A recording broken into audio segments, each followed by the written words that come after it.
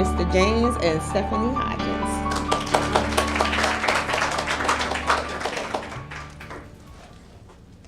Well, thank you, Erica. Thank you for having us. It's a pleasure to be here. It's amazing. Well, Stephanie and I, we work with the Fellowship of Christian Athletes, and we minister to athletes and coaches. And one thing we do is we go around and we share our story, and part of that is a one way to play drug-free. So we help teach athletes to play their sport, whatever it is, drug and alcohol-free. And we minister to athletes and coaches throughout the San Francisco Bay Area.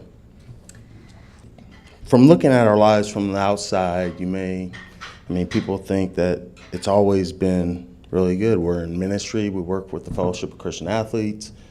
We, like Stephanie said, been married 16 years. That is amazing. And we have 3 beautiful children, but it always hasn't been this way for us. And so we go around the schools, or I do, and I share my testimony, and so does Stephanie, churches and schools. And so we wanted to take some time to share with you guys kind of what we've went through our whole life, and mainly the NFL. So here I am in the NFL, signed a multi-million-dollar contract, and I'm wondering to myself why I've been to 2 Super Bowls, why I finally had the contract I always wanted, but yet I was more miserable than I've ever been in my life. And what I realized is I was living a consumptive lifestyle. I was consuming everything. I was consuming people. I was consuming alcohol. And over the course of time, I had multiple surgeries. And the more surgeries I had, the more addicted to pain pills I got. And I continued on the cycle to get deeper and deeper and deeper into it. And as I lived this consumptive lifestyle, consuming everything in my way, it began like a snowball effect. It began to accumulate, and it started rolling downhill really fast. So when retirement hit, for us, things got even worse. James used to say, I feel like when I'm home, I'm missing out. And I was thinking, what are you missing out on? I'm your wife, we have a family. You want to go to the club? What's at the club? The club, to me, that whole scene, me trying to be with him, I was over all that. I was done trying to be there, trying to be right next to him. I was done with all of that. The drugs had gotten worse, the painkillers, now it was cocaine, mixing of all of it.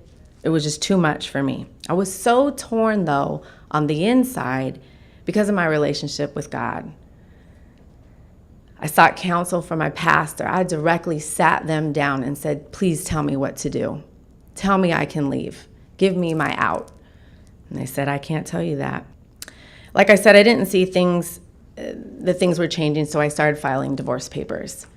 And I was like, I'm done. I had found a place in Arizona that was going to help me, and I started filing the papers. The funny part is, it was like, I kept thinking in my mind, this is the man who brought me to Christ. We were with Athletes in Action is how we came to know the Lord at San Jose State. And I'm thinking, God, this can't be what you want. This can't be what you want. So I continued to pray for James. When he was gone, I didn't know where he was. I was always covering him in prayer because I had, in my mind, a vested interest in this man. This was the man of my 3 children. In the end, I wanted to know the best was for him.